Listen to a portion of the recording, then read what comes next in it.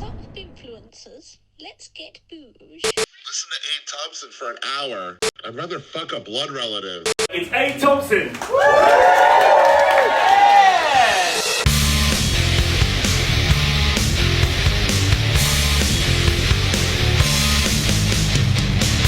And we are live on a Friday night. It's 7:30. Welcome, one and all, to episode 176 of Abe Thompson and Other Disappointments. I'm your host, Abe Thompson, or at least I used to be before, this week went kind of downhill for me. Wednesday I did the solo show. That was episode 175. If you guys haven't checked it out yet, that was about gun control, specifically over in the US, because they've just had another shooting. Not that you would know that, because it kind of sank without trace over here. We were all too busy having some sort of, national flag wank last weekend. I don't know if you read about that, guys, but anyway, there was a big shooting in Texas.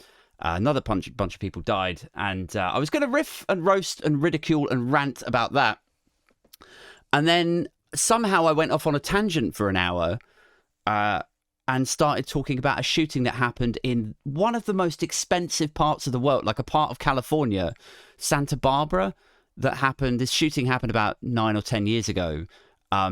And it sounds really dark, sounds like not an episode that you would be able to draw an awful lot of laughs out of, but yet weirdly I had a good time doing that episode. So if you haven't checked it out yet, that's episode 175. Go and grab it off Spotify or Apple now. Then Thursday night, out doing stand-up. That's at We Are Funny Project in Dalston. I'm there every Thursday until the end of June, guys, because for my sins, due to someone's fucking admin error. Someone at Glastonbury Festival is about to lose their job over this, I'm sure. But someone has fucked up and put me on the lineup at Glastonbury. And so now I'm in like panic mode. I've got to find some way of just cobbling together some set of clever, funny, political material to wheel out in a hot tent in Glastonbury in late June. So I'll be in Dalston at a bar. It's a bar called Far's School of Dance, it's actually called. Although I will not be dancing. I cannot stress that enough. The performance that I'm going down there to practice every Thursday from now until the middle or end of June is not dance related. It is stand-up. But if you're at a loose end, every Thursday for the next few weeks, I'll be at Far's in Dalston. And yeah, I didn't get home until late, and then my daughter woke me up early this morning, and I'm in pieces, guys. But here to help me get back together, here to repair the damage that I've done unto myself this week. I'm super psyched about my guest who's joining us tonight. I first became aware of her. I first encountered her content on the social network app, TikTok. A friend of mine, guy who was actually on the podcast a few weeks ago, a guy called Jules, although he goes by Bedhead on TikTok. He sent me a link to her stuff, and he was like, you have to try and get this lady on your podcast. She's fucking brilliant. And so I watched a video, and then I watched another video, and I was like, you're right, she is great. I'm going to try. So I put out the feelers, and I said, look, would you be interested? Not everyone is up for coming on podcasts. And she's like, yeah, man. Yeah, I'll do it. So yeah, super psyched to have her on tonight. I mentioned she's on TikTok. She's a left-leaning voice on there, but she is also an ex-Catholic school teacher and now OnlyFans performer. So very interesting lady, and I can't wait to find out more about her. Please welcome to the show, Star B. Woo! Hi. Hey there. How you doing? I'm good, thanks. How are you? Good. I'm okay. I've got a beer in hand now. I've got you. I've got my podcast. I've got people in the live chat. Hi there, Silent. Hi, Paul. Hello to... Have we got anyone else? Doesn't look like it yet, but... You'll have to tell me what they're saying, because I can't see it. Oh, it's in the YouTube thingy chat. They're just saying hello. One of them says he's grabbing a beer. Nice T-shirt, Aid. I'm glad that people are feeling the T-shirt. I like the T-shirt as well. Yeah. It's... I mean, look, I'm selling them in the merch store, so I don't want to, don't want to promote too much, but... I mean, they say always be promoting with this shit, right? Yeah. Let's sort of give people a bit of an introduction to you and your background. Let's start with the TikTok shit, and then I'm going to delve into the OnlyFans stuff. Okay. So how did you first get onto TikTok? Because I've bored my listeners with my sort of journey on that. It was in the pandemic, parenthood, I was kind of isolated. I picked up this app. I started ranting about the royal family, and like the next day it had caught fire. Loads of royalists saying, you don't know what you're talking about. And then a load of like anarchists, really, or Republicans like go like, yeah, right on. And I'm like, wow, okay, this is something new. How did you encounter TikTok? How did that whole thing start? Mine was a bit different. I had about 20 followers, which were mostly my family. Right. And it was my 30th birthday, and I was going out. I did one of those Shaka-Bum transfers. Yeah. Or transition videos. And I looked like absolute shit at first, and then looked nice. Put my phone away, did not open the app again, because the only time I opened it was when I was sat on the couch on an evening. So I enjoyed my night, went to open it the next day. 1.1 million views. Yeah. I had over 10,000 followers, notifications. Oh, you're on the Creator Fund. All because of this video. So I think my next video was something like me going, oh, by the way, I look like shit all the time. And all the people that bullied me at high school, haha, go fuck yourselves. Or something like that. I suppose it's like, were you kind of like, where do I go from here? Because like people have seen I look like this and then I transition into that. So is then the follow-up video like, I still look like this? Or yeah, I made a few more.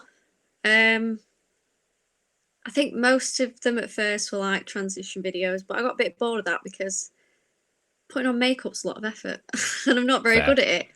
And I just, so I just waffled about whatever I wanted. Yeah, it's infinitely easier to just kind of sit there and rant about politics or the world or inequality. Although I don't know, am I qualified to say that? I've literally never put makeup on in my life, so what the fuck do I know? You should give it a go. Do you think? Give it a go and make a TikTok, see how well it does. Yeah, I mean, I am struggling at the moment. I really feel like I've hit this plateau. Like for a while, I was like on the up and up. I was like, people cannot get enough of my shit. Like, say again? You'll get like a certain amount of views, and then you'll get a really good video, and then your views will be all right, and then they'll plateau for a bit again.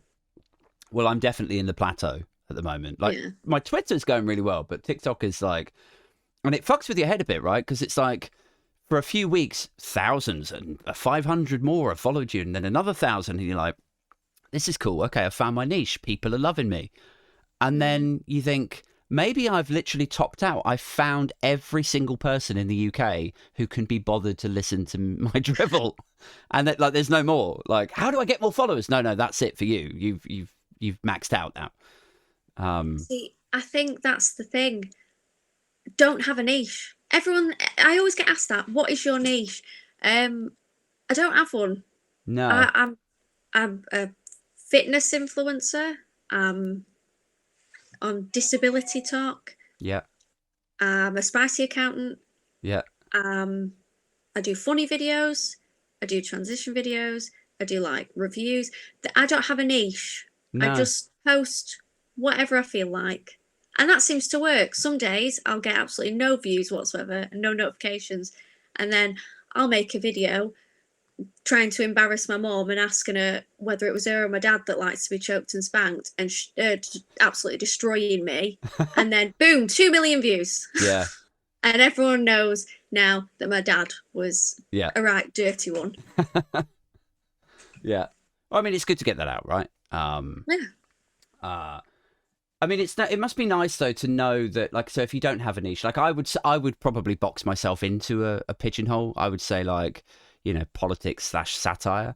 Like, I take whatever the news story is of the day, I rant about whatever doesn't make sense about it to me, and I try to think of some sort of comedic device or mechanism to exaggerate it or to turn it into a funny metaphor or something. But that's kind of my shtick. And like, whenever I try and step outside of that, this is going to sound really tragic now, but like, if I do a little 60-second sketch or like something about music or, you know, something that's comfortably outside of that pigeonhole, the views fucking tank. And I'm like, oh, wow. Like, whereas with your, like, because you're quite broad in the topics that you cover, that's a sign, like the fact that you've built a following around that's a sign that they are actually bought into you, like as a person, your personality, how you come across. I worry that because I step outside of my pigeonhole and the views go dead, it's like, oh, so they don't really give a fuck about me. It's like they're just interested in Brexit, or they're just interested in republicanism, or you know what I mean? So they're interested in the news and the message you're bringing, whereas with me, they don't really give a shit what I'm saying. They just like the look Well, it could be that. or like to laugh at. That's a very generous reinterpretation of what I'm saying. Thank you. I appreciate that. Okay, so then you got into TikTok, and the videos that I've seen are sort of more social commentary based. I think one of them I saw was a response to a lady who was she mocking people for eating a McDonald's or unhealthy eating habits or something? Yeah, I didn't expect that to go as big as it did. I saw another creator comment on it. It was a girl saying, I'm very, snooty about what other people buy. And she saw someone buying poor people food. Right. And people wonder why they're ill. It's because of this, that, and the other, while she's sat in a mansion. Yeah. And I just got fed up of watching people, one, say, oh, if you want to be fit and healthy, you have to eat X, Y, and Z and never eat anything unhealthy because you'll be dog shit. Yeah. That's not true. And then basically slagging off poor people. Yeah. And so I decided before I do go at a creator, I go through all the videos and have a look and see if maybe I'm wrong, because I really don't want to have to apologise. Yeah. I will if I'm wrong. I really don't want to have to. So I found videos of her where she was laughing about the fact that she thought she'd robbed a homeless man. The fact that, why are all these povos striking? It's ruining my skiing holidays. Yeah, yeah. And I just thought, yeah, I can shit on you. You're a bitch. I mean, you're obviously a way nicer person than I am, because I would just take like 30 seconds of somebody's TikTok and go, oh, motherfucker, no, we're going in on you. Like, I mean, I say that I don't think I've, clapped back is what the kids call it, isn't it? Yeah. I don't think I've really clapped back on other TikTokers yet. I've done it on Twitter. Like I've, written whole sketches about Darren Grimes and like tagged him in them and shit. But yeah, okay. So the thing about the food and the health video that kind of struck a chord with me was it reminded me of a conversation that I had with my girlfriend, where she was saying, like, these people who get on their high horse about healthy eating and you shouldn't eat this junk food and you shouldn't, like, that's unhealthy and that's why you're sick all the time. And she was like, they have no concept of privilege. Like, they are able to buy the healthier foods because they have fucking money. Like, for people who are actually really struggling in the socioeconomic corners of society, who don't have that option, they just have to buy cheap, fast, shit food to make sure that there's, like, I mean, it's not always cheap, fast, shit food. We all know that. But it, like, where you don't have, I don't know, childcare, or where you don't have an extra pair of hands around the house to help you, sometimes it is just easy to quickly grab something and chuck it in the microwave. Yeah. And the judgment that comes from people where it's like, well, why don't you prepare fresh food for your children? Like, it's just like, you have no fucking idea what you're talking about. And so when I saw your video, I was like, oh, finally somebody gets it. Yeah.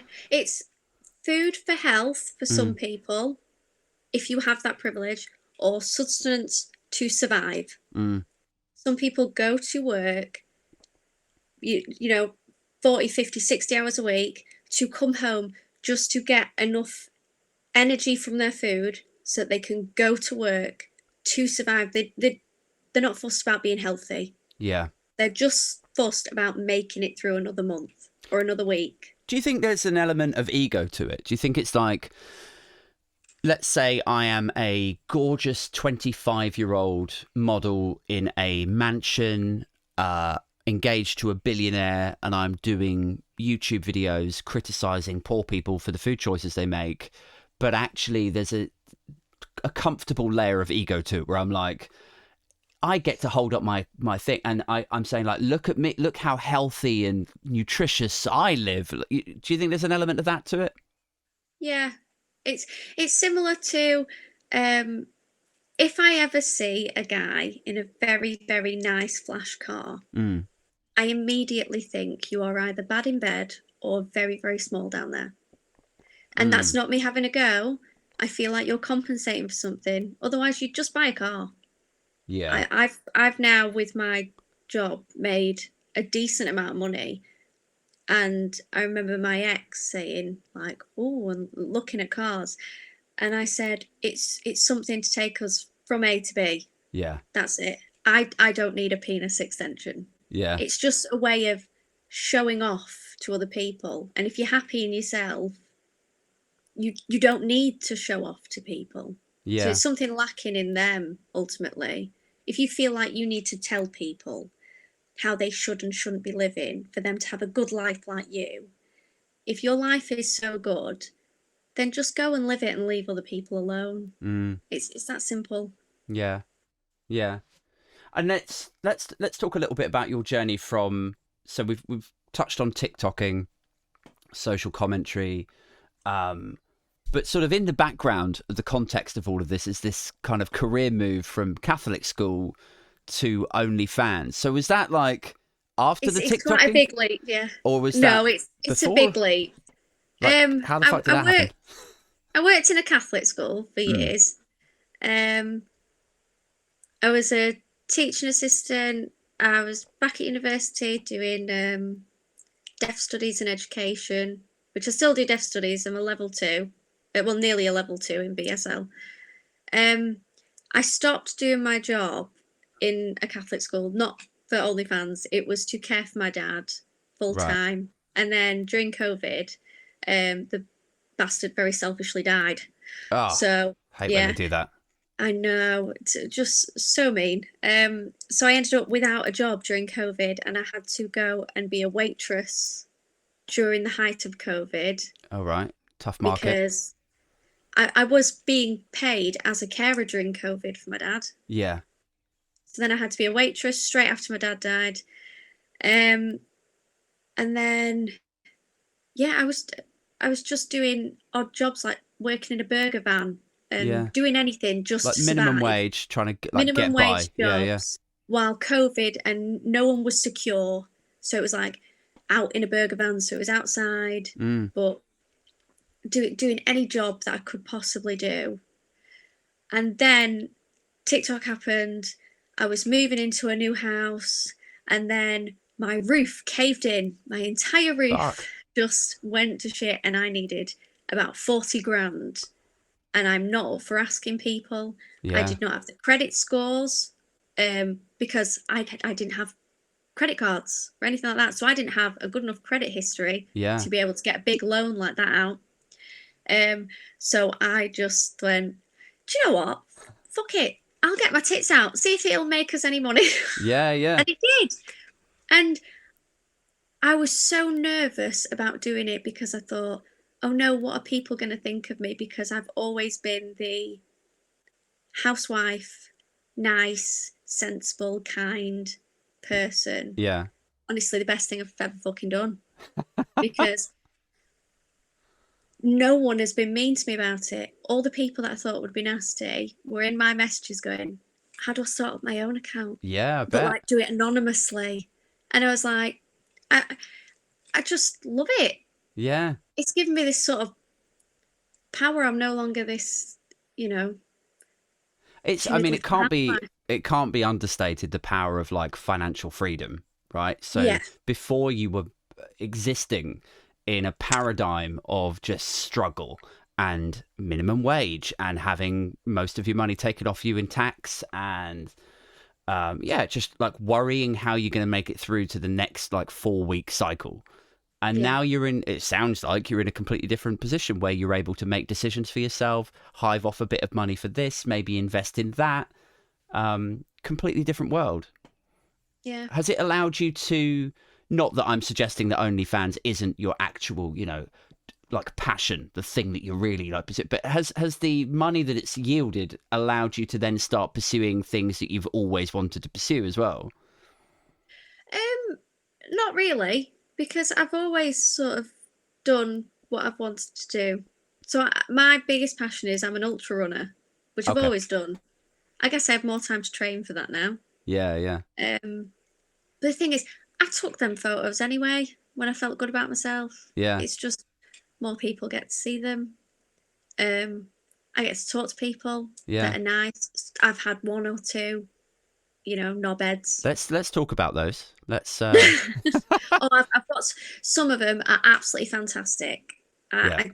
I do have a favourite only fan, Oh right. Okay. and I don't know if he's watching. He might be. He might never see this. Right. But I have a guy on there that strictly all we do is talk about Red Dwarf. Right. He Okay. subscribes to my OnlyFans just to talk to me about Red Dwarf, and we send each other Red Dwarf quotes. And I've sent him like the Rimmer salute. Yeah. Yeah. That's all we talk about. Man. So it's not just most of it is dirty stuff, yeah. But I do get occasionally like people like that on there. I suppose the difference is you're so in control of like the model of it. Like, so you're behind a screen or, taking pictures of yourself. So like if you were in a strip club, for example, you would feel quite physically vulnerable, even though there's bouncers, even though there's lights and cameras and everything protecting you, apparently, you're still in a risky situation. Somebody might physically hurt you. But you are not just sort of, commander of your own financial destiny with this, but you're also protected behind the laptop screen. So even if you do have a couple of creeps there, you're, so what? It's like, Yeah. I think that the worst thing that someone's done is somehow reported my account. So I can't message back at the moment. Like I was logged out of my account. Right. And then I've got like my messages restricted. Mm. So I can mass send a message to everyone, but I can't privately message someone. And that's going to be... Sounds like you might have sent somebody like a butchered Red Dwarf quote, maybe pissed them off. Yeah, maybe. No, it was just someone repeatedly sending me abuse and I blocked them. I should have blocked their IP, which you can do if you have an OnlyFans account. I just blocked their account and not their IP. So then they've... Yeah, that sounds like a rookie error. I'd be like, I mean, if they gave that option on like Twitter, the way that they do on Instagram, like, you can block people and go, block this account and any other accounts that this device creates. Yeah. And I'm like, that's fucking useful because, how many weirdos and creeps are there out there and they have like an alt account and they can just start messaging you again? Twitter don't seem to be in a hurry to do that. And yet I think that would silence so much of the abuse that people get on there. Okay. So OnlyFans is going well. You mentioned a bit about running and about setting yourself targets because you've had some we've touched a little bit on the minimum wage stuff and the struggle and your dad and everything, but health wise you've also had some challenges which I would say normally set people back, and yet you've just sort of refused to allow it to stop you. Like you're like, no, it's a challenge. I'm gonna do this. So could you elaborate a little about what I'm very clumsily alluding to here? I have something called lupus, which is an autoimmune disease. I don't really think I'd see it as a challenge. I think if you've grown up like I have in the house I did, where I had a dad that was like super disabled, like that guy was like paralyzed from the neck down and blind. You couldn't be more disabled than that guy. He wins. Yeah. So when someone says, "Oh, you've got lupus and you'll have to take medication and your joints will be a bit achy, and you might have to go on dialysis and I'll have to wear like heart monitors, like little things that are going to interfere with my life," it's like, all right, that's not bad. I can cope with that. I guess it's more like, so yeah, I take what you're saying. Like in contrast to what your dad sounds like, what your dad went through. Your situation is a lot easier to handle, right? But if you are someone who is as passionate about running as it sounds like you are, then that must be or could be very frustrating for people to have to fucking manage that whilst they pursue the thing that they're interested in. But I saw, so another one of your TikToks, you were talking about that and you had done, was it a 5K run or like a marathon or something with like achy joints and shit? And people were like, how did you do that? Like, no, I have done a couple of 5Ks. I've never done a marathon. Oh, okay. Ever. I was the Great British Champion in 2020, which is the Great British Ultra, which is 215 miles in one go. Fucking hell. And I was third overall and first female. Wow. And this is the bit that people don't get about me. I fucking hate running. I hate it. I just really like the bragging rights. Oh, like there we go. It's the ego again. I love the medal. Yeah. I get that out at every opportunity. Someone wants to tell me I can't eat a burger or I can't dip Papa John's in a pot noodle. Suck it. I've got a big medal that says I fucking can. Yeah. So I mean, I get to eat what I want, and as long as I just run about 75 to 100 miles a week training, yeah, I can still fit in my size 6 jeans, so it's all gravy. Yeah. I thought you were going to say, like you said, oh, I've never done a marathon. I was going to sort of jokingly come in and go like, oh, fucking quitter, like. And then it turns out, oh, I've never done a marathon. I've done like 5 of them in a row, like. Yeah, I've never done a marathon. I'm doing a 50 miler, not next weekend, but the weekend after. Yeah. And then I've got a 50 miler in June, and then I'm doing the 200 miler again this year in August. It's from one side of Scotland to the other. Oh, wow. So it's from Coburn's Mouth to Port Patrick. Yeah. And you run up and down the mountains. Wow. I won't be coming first this time, though. I'm not anywhere near as good shape. Take it easy, all right? Just like the idea of running like 200. The only time I'm doing 200-mile runs is if someone snatched my kid and they're very marginally like faster than me, and I'm like chasing after them. That's it. Yeah. I can't. I mean, even like briskly walking my son to school is an effort. See, people say that. I'm a pusher. I'm an ultra runner pusher. I like get drug pushers. Yeah. I will push people into doing ultras, and then when they do, they'll tell me afterwards they understand why I do it. Or they block you and tell you to. I've not been blocked yet. No, you've been reported though, right? On OnlyFans? Yeah. Is that why this has all come from? Like maybe I told him to do an ultra, and that's why he did one, and he hates me now. Yeah, I mean, I'd get it if you told me to do an ultra on this podcast, I'd be upset. Yeah, I won't tell you to do one then. I am going to try and convince you that they are amazing though, because it sounds brutal. I've shat myself while doing one. I've puked like on multiple. I think my favourite memory is doing the Jurassic Ultra along the Dorset coast. Right. And I was on this beautiful path on the White Cliffs, stunning scenery. Yeah. I needed a shit, so I dropped trow. Yeah. And just started shitting in the middle of a path while looking out at these cliffs. Anyone could have walked past and just seen a very dirty woman having a shit and sobbing hysterically. Yeah. Because I had snapped a ligament in my ankle. Yeah. And I was just there going, ugh. Sobbing about your fucking ankle, but not sobbing about the indignity of taking a shit in public. I get it. Oh, no, because I've done that so many times, it's untrue. Yeah. On ultras, this is not just like a random thing where I go to the shop and need a... Important clarification there, yeah. And can I just say, you're not selling this to me right now. Like, you're like, oh, you should do it too. See, I'm a pusher for this aid. You could also shit yourself in public. No, thanks. No, but it's like a pride thing. If you go on any sort of ultra running forum, they will talk about people carrying boats, and you're not allowed to understand that unless you are an ultra runner, or talking about the coolest place where they've had to shit, and it's like a badge of honor, like a camaraderie thing. Yeah, I get it. I do. I mean, I'm being facetious here, right? Like so just after the pandemic, me and the missus joined the local gym. And when the kids were in childcare in the daytime, we were able to go there. And for a while, I really got into it. And I became the guy who I had always mocked, where, I'm a guy who likes beer. I didn't really exercise an awful lot. And then after going sort of 3-4 times a week, I was getting like, the endorphin rushes. I just generally felt better about myself, in a great mood all the time. And then the cost of living crisis hit, and I was like, I cannot justify, because it wasn't just like our gym memberships, it was also They had a soft play there for the kids. There's a pool that my Yeah. son was doing swimming lessons in, and it's all sort of packaged up together. Came to fucking 400 quid a month.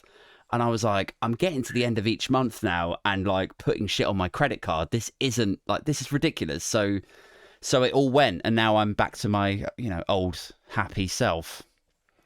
Yeah. It's See, I paid 15 quid for a gym membership. pretty good. And that's it. Yeah. I go running and that's it. And people get really surprised when I say I don't actually enjoy running.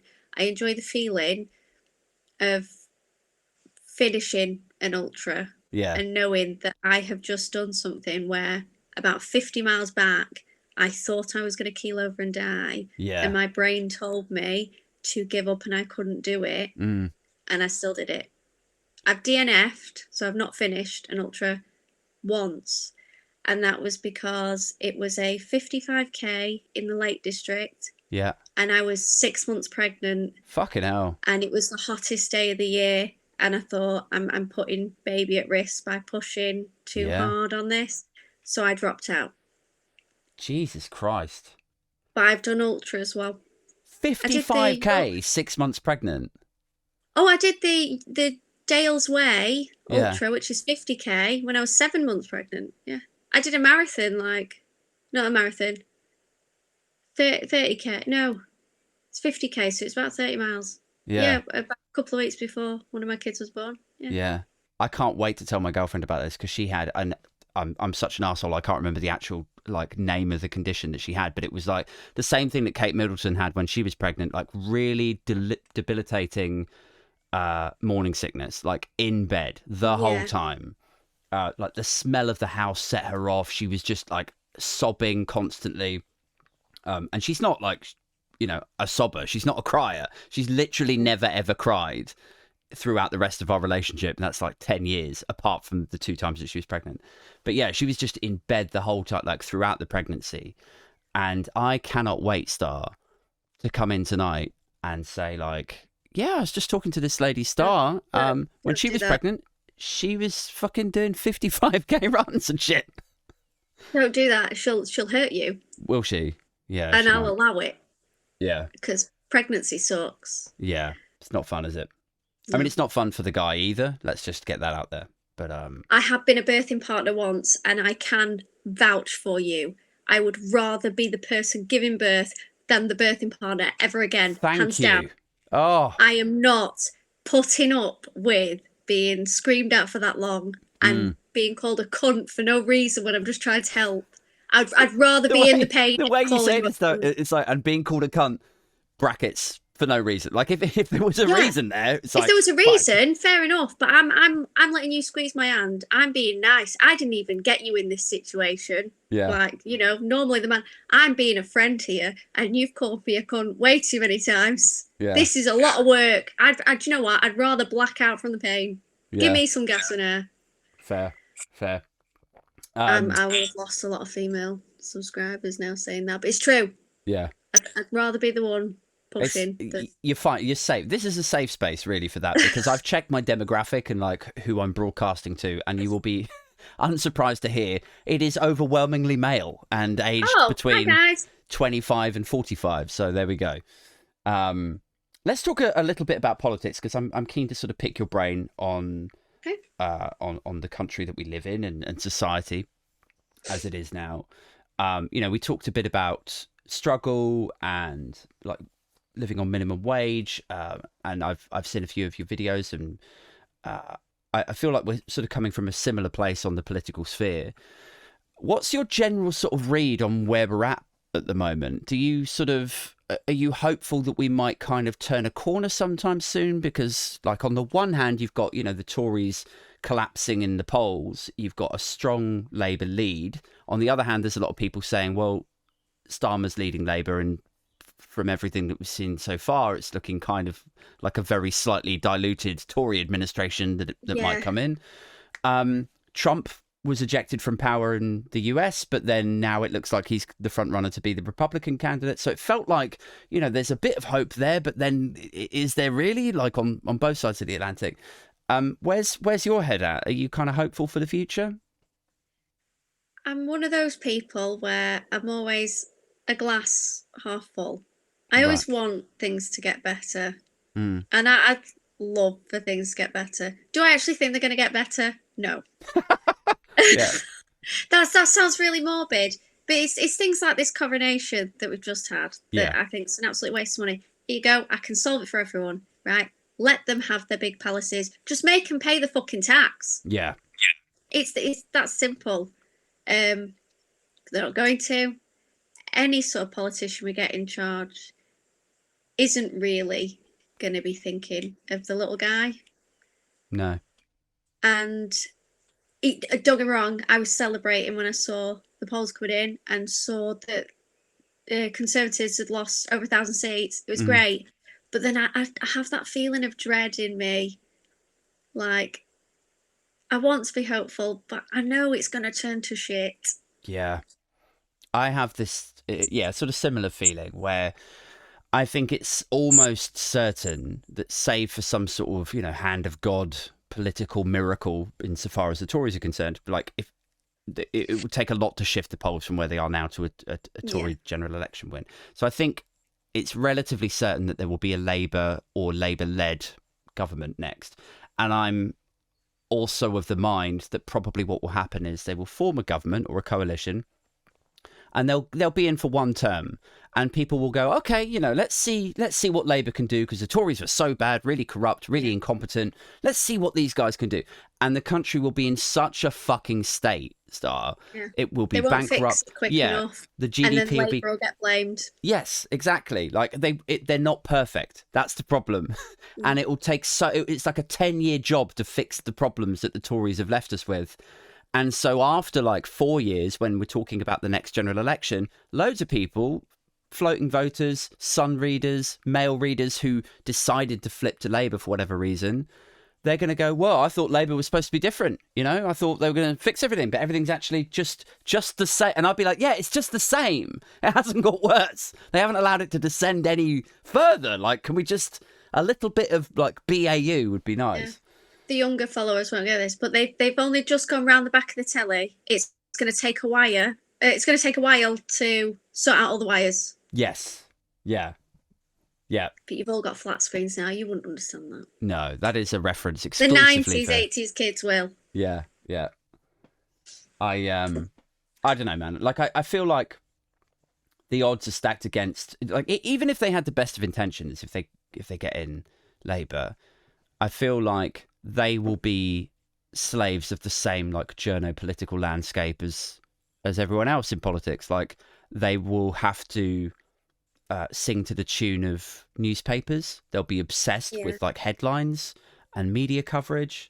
And why wouldn't they be? Because like every time, the Mail, the Express, the Telegraph really go in on someone, what happens? Like, we all nationally start to hate Harry and Meghan, for example, or we all go after Brexit, even though we can't sort of pull out any substantial reason why we should support Brexit. Like, they are effectively like a brainwashing industry.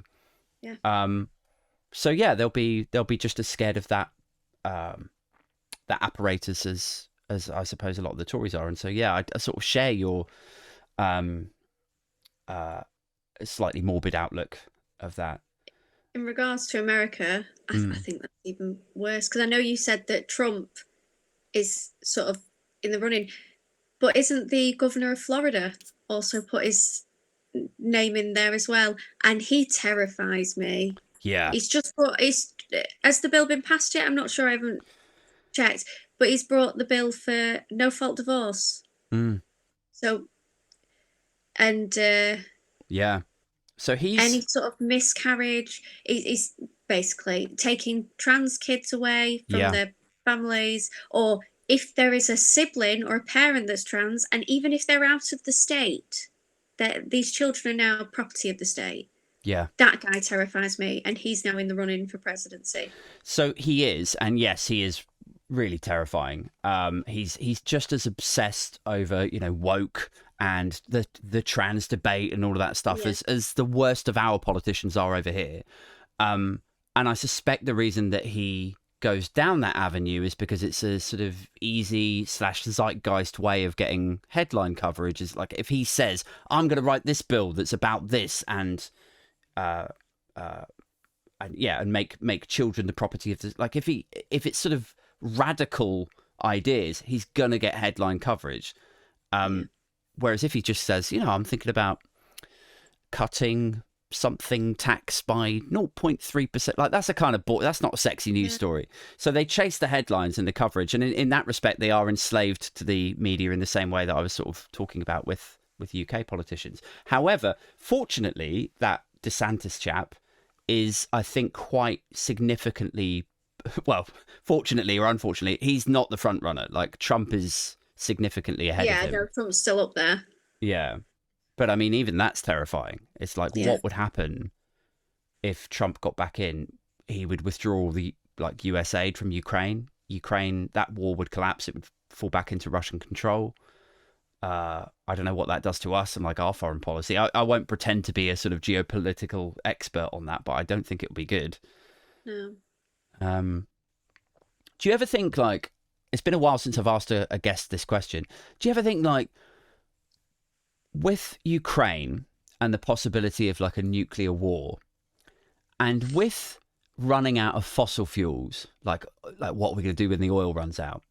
And with the advent of the climate crisis, which every year it gets a little bit more serious. It's like, going up by 1 degree or 2 degrees next year or within the next 10 years. And then the levels will rise, and mass migration and growing crops will become harder. Like, all of these things, and pandemics and shit, like, all of these things happening at the same time. Yeah. What would you pitch our, like, survival at out of? So 10 is a dead cert that we survive the next 50 years. 0 is absolutely cast iron certainty that the human race will probably be extinct in the next 50 years. Where would you say we are? Yeah, I don't think we'll be extinct. I think there'll be a few of us still around. The climate change thing is what worries me the most, because things like pandemics, we go through them all the time. Right. There's a pandemic, what do they say, like once every 100 years. Yeah. And we always manage to survive it. The fact that our temperature has gone up on average of about 3 to 4 degrees. Yeah. Doesn't sound like a lot, but it was only about 6 degrees in between the last ice age. Yeah. So the fact that in just 100 years, we've managed to shoot up that high. Yeah. In the same amount of time that it took thousands of years, that terrifies me. Yeah. So anyone in the southern hemisphere will be okay at first, if anything like that does happen. But that's what panics me the most. I always think, like, with that, it's there's such a sort of blinkered short-termist dismissal that's employed by like right-wing, like, journalists and campaigners and so on. Like, when they bang on about, like, immigration in the context of Brexit. But they're invariably the same people who dismiss the idea that we should subscribe to a net zero target. Yeah. And I'm always like, if you think immigration is a concern when it's like, 150,000 Europeans who broadly share the same values as you, if you think that's a problem, them coming up on our shores, like now, wait until the fucking, like, the ice caps start melting and parts of Europe are submerged, or parts of Africa are submerged, or parts of Africa that used to grow a lot of crops suddenly can't grow crops, and millions of people are forced to just, make their way north, make their way to a cooler climate where it's less immediately deadly in terms of growing crops and surviving the heat. Like the immigration problems that we have in the context of Brexit are fucking nothing compared to what is just coming down the line. And yet when you say this to these people, they're just like, oh, it's called the weather, Star. We've always had weather. I've got family members that tell me that climate change isn't a real thing. And I think... And how hard do you slap them? I don't. It's just no point arguing with some family members. Like, absolutely no point. I am one of those where I'll pick and choose my battles, and with family members who are, if you're watching any of my family members, I think you're genuinely dumb as rocks. And I don't argue with you, because there is no point arguing with someone that dumb. Yeah. So they can sit there and say it, and I will let them, because I know that no matter what I say, even if I say it in a nice way or say it in an angry way, I ain't going to change your mind. Yeah. So. Yeah, sometimes there's a sort of, Christmas dinner situation. Somebody will say something racist or ignorant that is incorrect or inaccurate or a stretch. And it's just, you have to, like, I always liken it to like holding in a shit, which is, I don't know, that sounds like a reflex maybe you're not so familiar with. Yeah, I wouldn't know about that. I'd drop trout whenever. Yeah. But it's like, it's kind of like, it's that discomfort. It's like, this guy over here, like an uncle or somebody's granddad, will say something ridiculous and, or demonise an asylum seeker. Oh, bloody, like, Travelodge down the road's got loads of asylum seekers, so I suppose the crime rate will be going up soon, won't it? They don't even speak English. And you just sat there just hating. Just like, oh, fucking hell.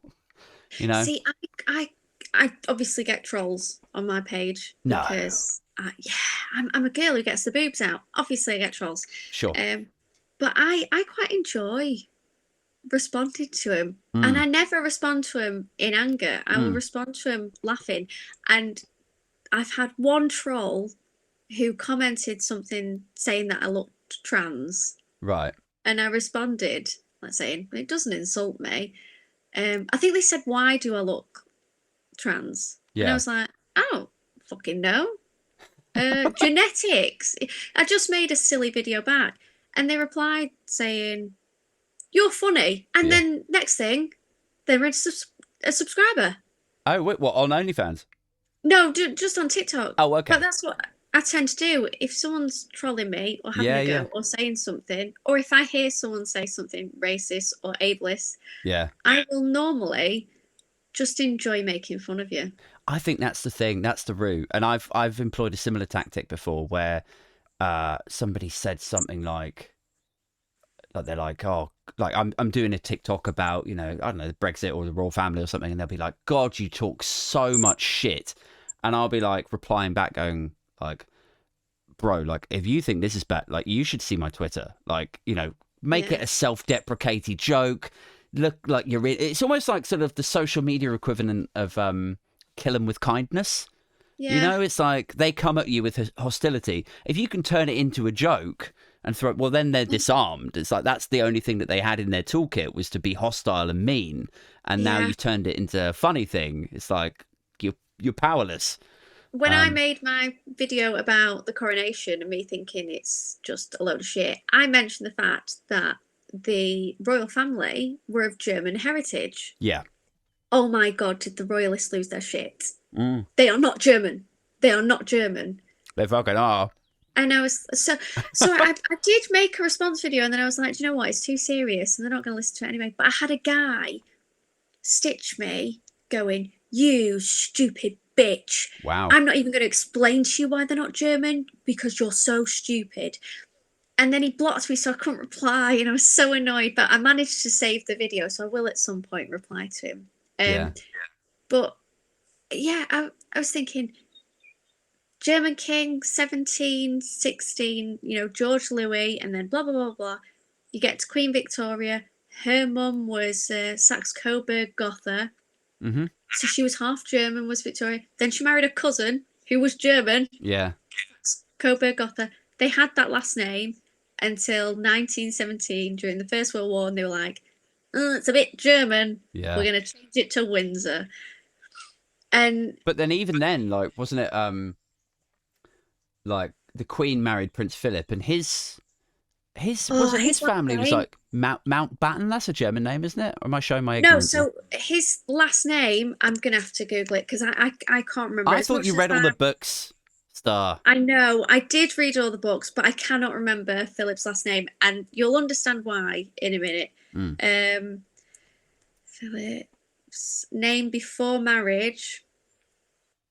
Did they assign him that name then? Is that like a regal? So he was given the name Philip Mountbatten. Yeah. And he denounced all his titles before he proposed to Queen Elizabeth.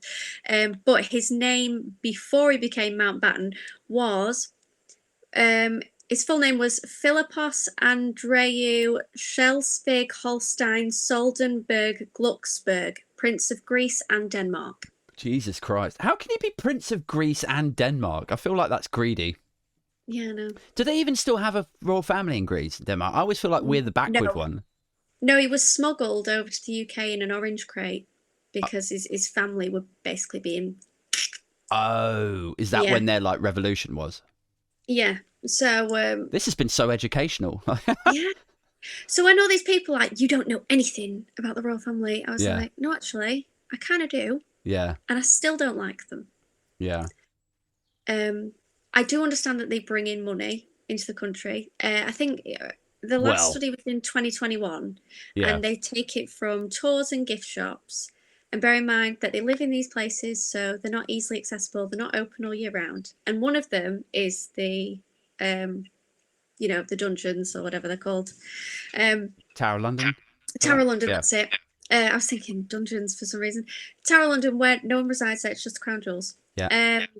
I think it's something between 500 and 700 million a year it makes in revenue. Yeah, yeah. And then the royal, just King Charles himself is worth about estimated 1.8 billion. Yeah. And he doesn't pay tax. Yeah. So if he just paid tax, he would make more than they make in tourism.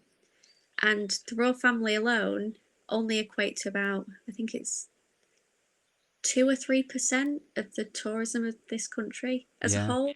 Well, it's also, I mean, there's so much stuff that's banded around disingenuously about this. Like when they say, oh, they do so much for tourism. I always like, that's my holding in a shit, like around the Christmas table thing. Because it's like, don't get me started, man. Like, because I understand how appealing it is as a statement to be able to just run to that. But it's not like, there's so much context and nuance to it. It's like, France had a royal family. And their old palaces are more visited than the UK royal places. So the idea that if we got rid of our royal family, that people wouldn't visit our places, like they're already not the most popular. If they were the most popular in the world, I'd be like, well, maybe they are a bit different, but they're fucking not. So let's throw that out. People would still come here, obviously. And as you've just mentioned, they're not like there's a whole fucking country of other stuff that people fly to the UK to come and see. The idea that people would just stop coming to like through Heathrow if we just wound. This is the thing that like I'm really going off on a rant here. I'm sorry, but like this is what winds me up about it. Is it's like you could wind down the monarchy. You don't have to get rid of it. Like nobody needs to run into Buckingham Palace and drag the princess out by her hair and fucking town square the bitch. Like we just need to like not have the PR fucking splurge every day about what Kate's wearing and whether she and Meghan. At this point, I'd be happy if they just paid their tax. Yeah, just pay your taxes. That would help greatly. I've had people say, but they raise a lot of awareness for charity, and so he deserves coronation. Okay, right.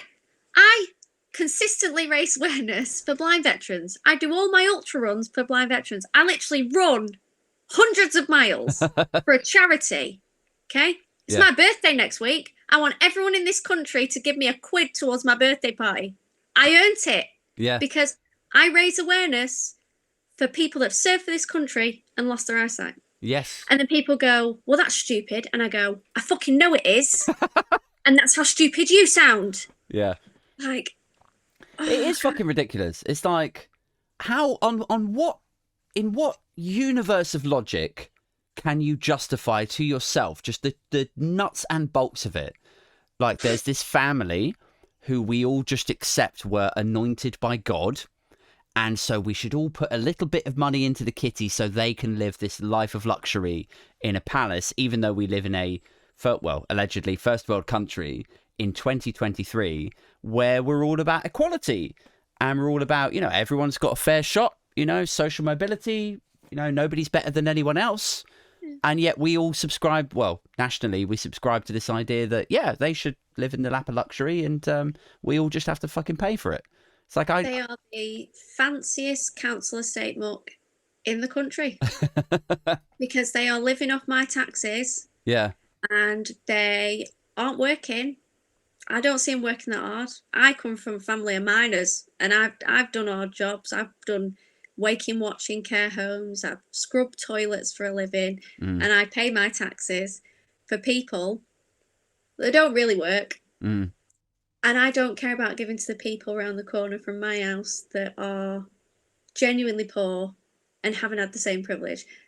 But I do give a shit about paying for that council estate muck that live in a really nice council house, several. Yeah. Yeah. But then, I don't know, what do you say when people say, but if you take how much money they cost us and you divide it by people in the UK, actually, Star, it only works out at like £4 a year per person. Like, what do you say to that? I would like my £4 to go to people that deserve it, Yes. the people that need it.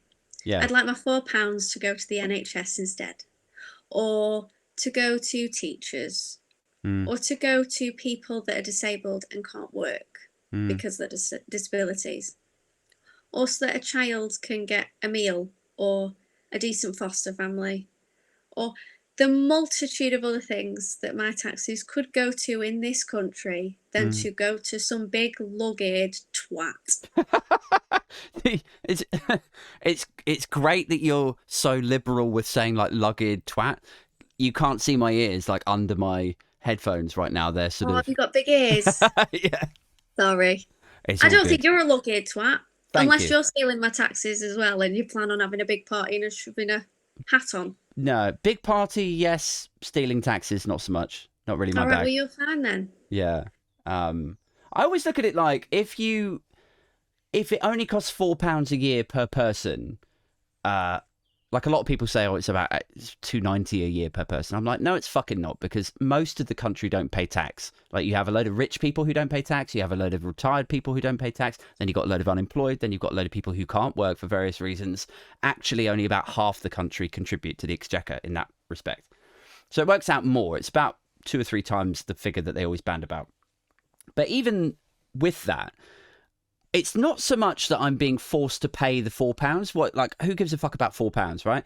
But it's the fact that we always say we'd love to give teachers a pay rise. We really would, Star. This is a difficult decision. We don't want to make nurses broke. We don't want to see nurses at food We bank. can't But find there's the just money. no money, Star. There's no magic money trick. Well, okay, if that's true, how can you possibly justify taking the £4 off half the country or whatever and then giving it to this motherfucker over here who you have already observed is worth like 1.7 billion odd and doesn't pay tax, and then pay for his fucking party? It's like, if you don't have money, don't blow all of it. Like, that's how you don't have money, is because you blow it on stupid shit.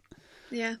Oh, there's so much corruption. Like, the fact that there's so much I don't remember. There's over 100 pieces of legislation that Liz brought in that don't protect their staff. Like, staff can't claim that they're being worked too hard or that they've suffered any sort of racial abuse or anything like that in the workplace. All this,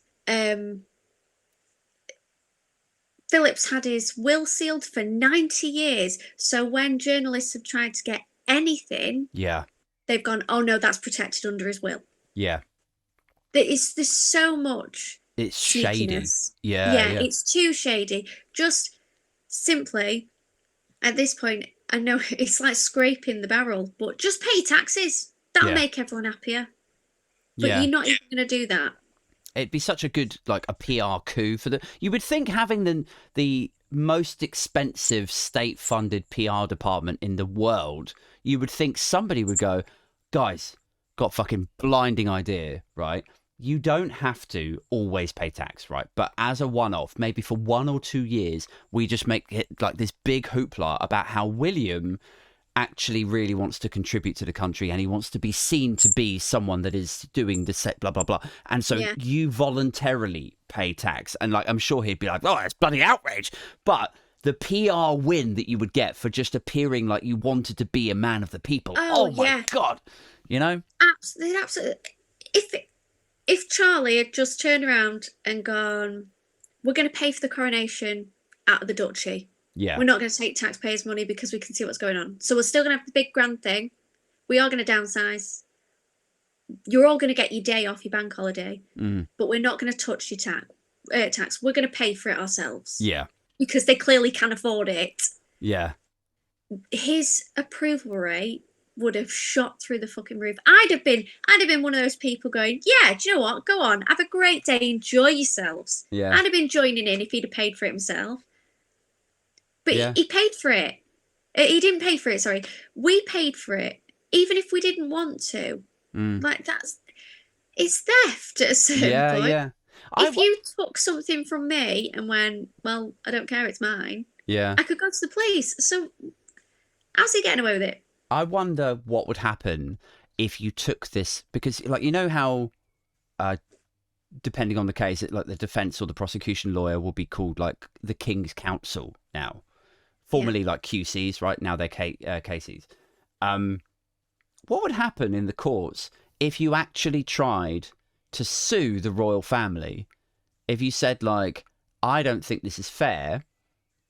You know, you've got this equality law here, you've got this and this, but then on the other hand, you're saying that I must pay towards this family, and I would actually like all of that tax money that I've personally been charged to support them. I would like that back. Now, it's a King's like on a logical and legal level, I think there would be a case there, and it may even go all the way up to the Supreme Court. But then there's this other part of me, this very British, you know, downtrodden dystopian part of me, or depressing part of me, that's like, that would never happen, because as soon as you launch that legal case, a KC would enter the equation and talk to the judge and be like, this, I mean, yes, he's got a point, but also this is Britain, so no. Also, if you were doing about the coronation, it's for the king, and the king is above the law.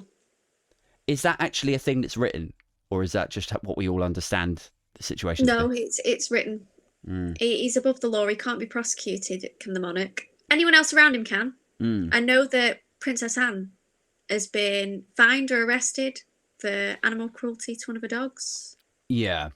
And Prince Andrew, at one point, we were talking about, you know, could he be prosecuted, right? I think Prince Andrew has done something as well, hasn't he? Can't remember what that was. Yeah.